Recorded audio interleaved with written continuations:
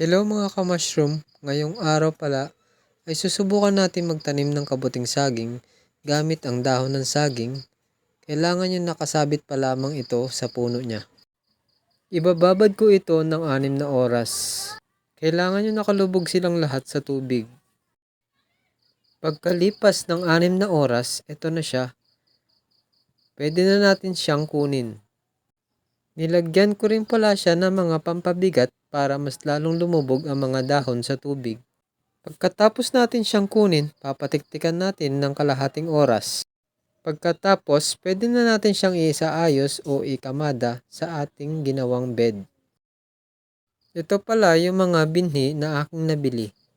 Ilalagay na natin ito sa mga gilid lang. Pagkatapos nating ikamada, atin ang babalutan ng plastik.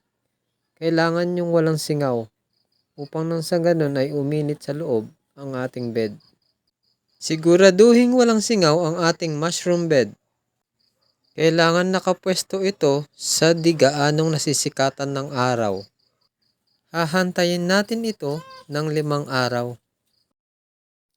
Pagkatapos ng 5 araw, ito na siya.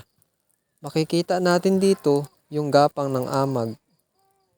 Yung tinatawag na spider web o yung mycelia. Ito yung parang sapot ng gagamba na siyang magsisilbing mitya sa paglabas ng pinheads. At ito yung unang silip natin sa ating tanim. Ika-5 araw, magpapasingaw ako ng 1 oras. Kailangan itong gawin upang mapalitan yung hangin sa loob. At makalanghap ng panibagong sariwang hangin ang ating mushroom bed. Sa ika-7 araw, muli natin itong binuksan. At ito na siya. Makikita natin dito yung mga maliliit na puti. Ito pala yung tinatawag na pinheads. Muli tayong magpapasingaw ng 1 oras dito sa ika-7 araw. Ayan, makikita nyo, napakaraming pinheads. Pagkatapos ng 1 oras, muli natin itong isasara. Kailangan yung walang singaw.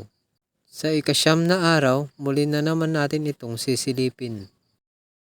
Good morning, ito pala yung ika-9 na araw niya. Muli natin itong sisilipin. At ito na nga, makikita natin dito na naging button size na yung ating mga pinheads. Magpapasingaw lang ako ng 15 minutes. Dahil button size na ang ating mga pinheads. So ayan guys, ang dami nila. Kung ating titignan, dikit-dikit.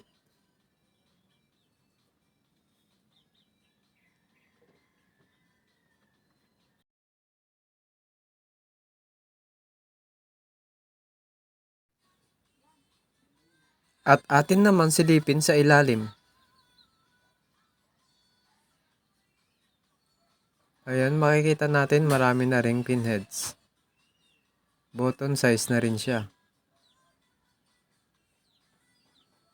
Mas maganda pala itong nakaangat siya sa lupa upang maiwasan ang paggapang ng anay sa ating mushroom bed. Para hindi masayang ang ating paghihintay. At nang hindi rin tayo mabigo sa ating pagtatanim. Sa ika-12 days nito ay atin itong babalikan at makikita natin ang paglaki ng ating mga kabuti. Papakita ko rin sa inyo kung paano mag-harvest.